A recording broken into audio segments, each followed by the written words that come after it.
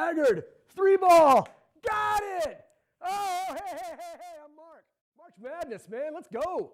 One of my most favorite times of the year, the NCAA Tournament. How about if this period we look at the Bracket Busters, history's 11 best runs through the NCAA Tournament. So let's go. Get in here. Sit down. Close the door. Why? Because I'm a history teacher and I'm going rogue. You know, lots of guys, they want to show us the greatest upsets in the tournament.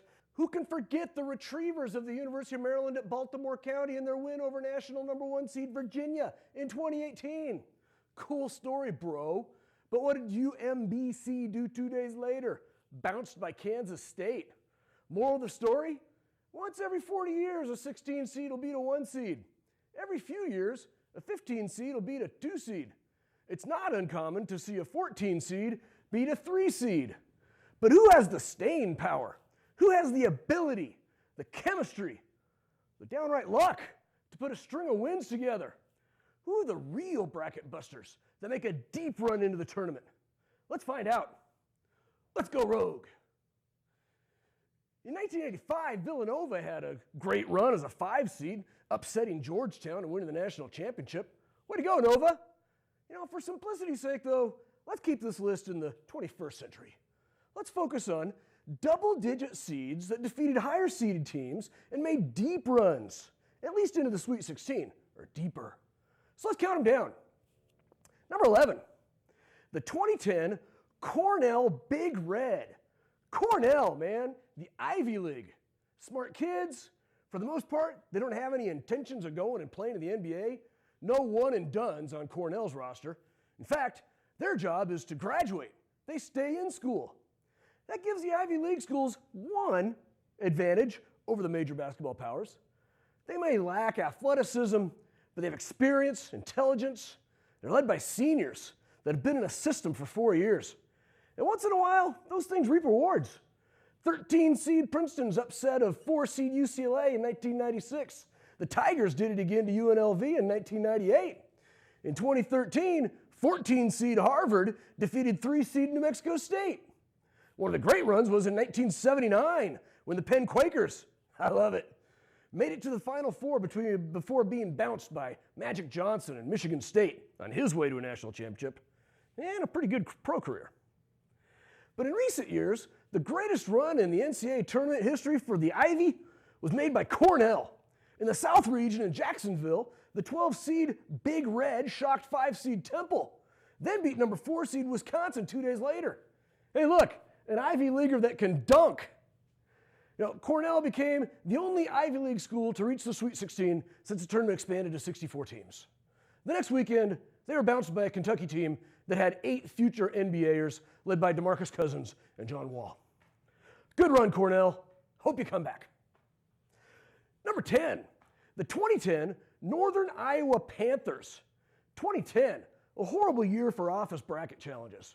Mine did great because I love the underdog. I'm a romantic. I pick with my heart, not my head. Most years, I'm blah. In 2010, Northern Iowa was 30-5, champions of the Missouri Valley Conference, and given a 9 seed in the Midwest. 30-5? Talk about an East Coast bias. In Oklahoma City, the Panthers continued their winning ways, beating number 8 UNLV, set up a projected beatdown at the hands of top-seeded Kansas. Who saw this coming? Northern Iowa upsetting the top seed and advancing to the Sweet 16. Kansas. UNI lost the next weekend to Michigan State, but they had done their damage, busting brackets all across the country, mostly in the Sunflower State. Number 9, the 2003 Butler Bulldogs.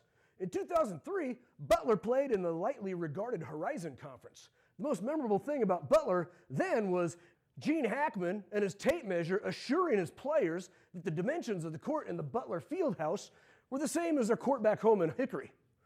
Oh, and their Bulldog mascot named Blue. No. Yes.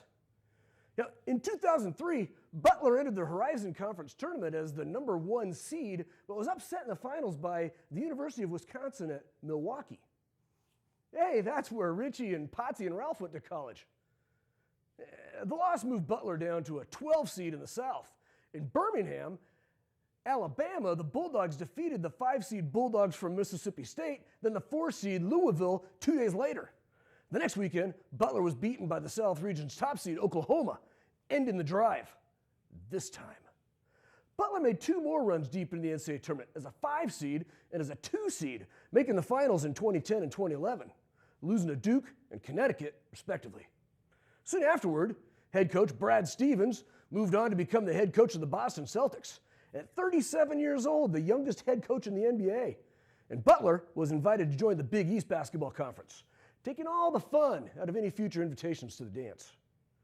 Number 8, the 2006 Bradley Braves. Nice alliteration between Bradley and Braves, but the unfortunate use of the Native American motif. Bradley ditched the Native American motif and replaced it with this, whatever that thing is.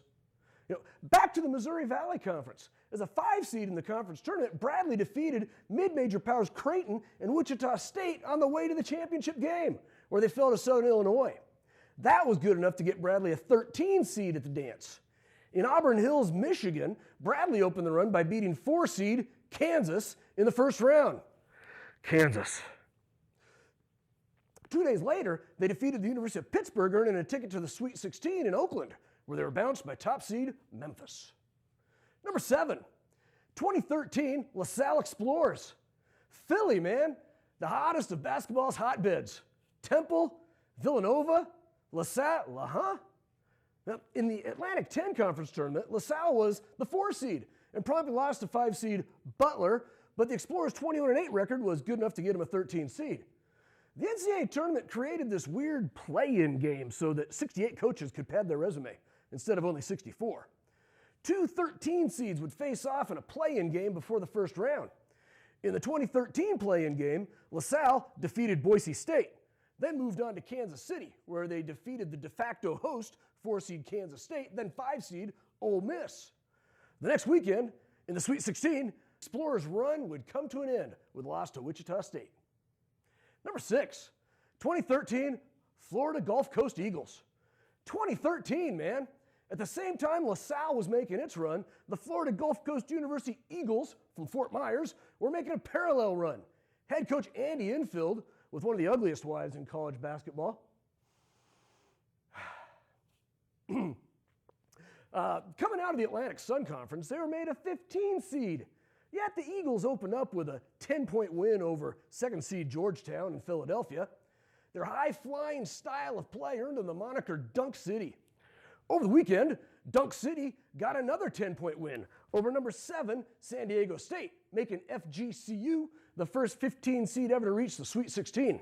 At Jerry's World in Arlington, Texas, the Eagles faced the University of Florida. Little brother could not handle big brother, and FGCU got bounced. Florida, man. Andy Enfield took the job at USC and took his wife with him. Number 5, 2014 Dayton Flyers. The year after LaSalle took the A-10 banner deep into the tournament in 2013, the Dayton Flyers attempted to repeat the feat. Dayton finished 5th in the A-10, won 1 game in the conference tournament and got an 11 seed. In Buffalo, New York, Dayton's first round match was against 6th seed Ohio State, another big brother, little brother matchup. The Flyers shocked the Buckeyes 60-59. In the second round game that weekend, Dayton beat Syracuse 59-53 and moved on to the Sweet 16. In Memphis, the Flyers defeated 10 seed Stanford to move to the regional final against top seed Florida. The Gators ended the Flyers' run. Florida, man. Number 4, 2013 Wichita State Shockers. 2013. Did anyone's bracket survive that year? Another Missouri Valley Conference team made a deep run. Wichita State, coached by Greg Marshall and his wife Lynn. Well, she didn't coach, but she was a hyper-interested fan. Wichita State finished 2nd to Creighton in the MVC regular season and runner-up to Creighton in the conference tournament, earning a 9 seed in the Big Dance. In Salt Lake City, Wichita State opened with a 1-point win over Pitt. In the second round, the Shockers beat the West top seed and perennial disappointment, Gonzaga, earning a trip to the Sweet 16. In Los Angeles, Wichita defeated the aforementioned upstart LaSalle, and in the regional final, the Shockers faced Ohio State and shocked the Buckeyes, earning Wichita State a trip to the Final Four. In Atlanta, the run came to an end at the hands of the eventual national champion, Louisville. Number 3, 2018 Loyola of Chicago Ramblers. Divine intervention from 98-year-old team chaplain Sister Jean may have taken the Ramblers deep into the dance. The Ramblers won the Missouri Valley Conference regular season and the MVC tournament and an 11 seed in the tournament. The Missouri Valley Conference, an 11 seed? When will the selection committee learn? In the first round game in Dallas, Loyola notched a 2-point win over the University of Miami and a 1-point win over third seed Tennessee on the weekend game. In the Sweet 16 game, Loyola defeated 7 seed Nevada in another 1-point nail-biter. They finally got a break in the regional final, rolling past Kansas State 78-62, giving the Ramblers their ticket to the Final Four. In San Antonio, Sister Jean's prayers could not carry Loyola past Michigan, and the magical run was over. God bless them, and God bless Sister Jean, 100 years old this year. Number 2, the 2006 George Mason Patriots, another 11 seed. George Mason of the Colonial Athletic Association made another great run into the tournament. The Patriots were sent to Dayton for its first-round matchup with 6 seed Michigan State, beating the Blue Blood Spartans 75-65. In the second round, the Patriots topped another Blue Blood, number 3 seed North Carolina, to move to the Sweet 16 in Washington, D.C., near their home campus in Fairfax, Virginia. Here, the Patriots downed 7 seed Wichita State, then top seed Connecticut to advance to the Final Four in Indianapolis, where they lost to the eventual national champion Florida Gators. Florida, man. Number 1, the 2011 Virginia Commonwealth Rams, another Colonial Athletic Association school. During the 2011 season, the VCU Rams are coached by 34-year-old Wunderkind Shaka Khan. Shaka Khan, let me rock you, let me move you, Shaka Khan. Not different Shaka Khan. 34-year-old Wunderkind Shaka Smart.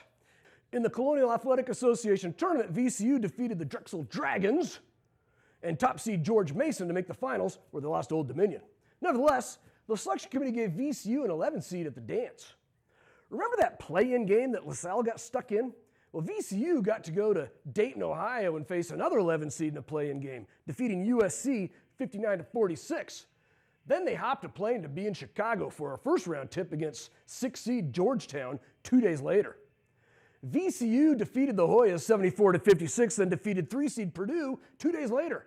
3 wins in 6 days to advance to the Sweet 16. In San Antonio, VCU defeated 10 seed Florida State, then shocked top seed Kansas. In the Final Four in Houston, VCU faced another mid-major, BUTLER, but fell to the Bulldogs 70-62. BUTLER lost in the national championship to Connecticut.